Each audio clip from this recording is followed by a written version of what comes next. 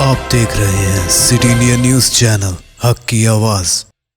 السلام علیکم ناظرین، آپ دیکھ رہے ہیں سٹی انڈیا نیوز، میں ہوں نوشین۔ سعودی عرب کی وزارت اسلامی امور اور دعوت و رہنمائی نے 18 نمازیوں کے کرونا وائرس میں مبتلا ہونے کے بعد مزید 10 مساجد کو عارضی طور پر بند کروا دی ہیں۔ الحرمین شریفین پریزیڈنسی کے مطابق وزارت اسلامی امور کے مطابق یہ فیصلہ مصلیان کے لیے احتیاطی اقدامات کے طور پر اٹھایا گیا ہے۔ یاد رہے کہ 3 روز کے دوران مملکت بھر میں 32 مساجد عارضی طور پر بند کی جا چکی ہیں۔ ان میں سے 13 سینیٹائزنگ کے بعد کھول دی گئی ہیں اور 10 مساجد پیر اور 12 مساجد منگل کو عارضی طور پر بند کی گئی تھیں۔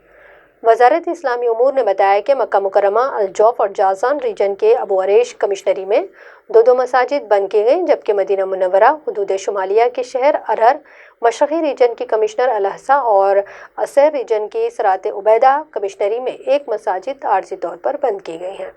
وزارت اسلامی امور نے تمام مصلیان سے اپیل کی ہے کہ اگر کوئی بھی نمازی اپنے اندر کرونا وائرس کی علامت محسوس کرے تو ٹیسٹ کے بغیر مسجد جانے سے وہ پرہیز کرے جب تک یہ یقین نہیں ہو جائے کہ وہ کرونا میں مبتلا نہیں ہے، اور وہ گھر پر ہی نماز ادا کرتا رہے۔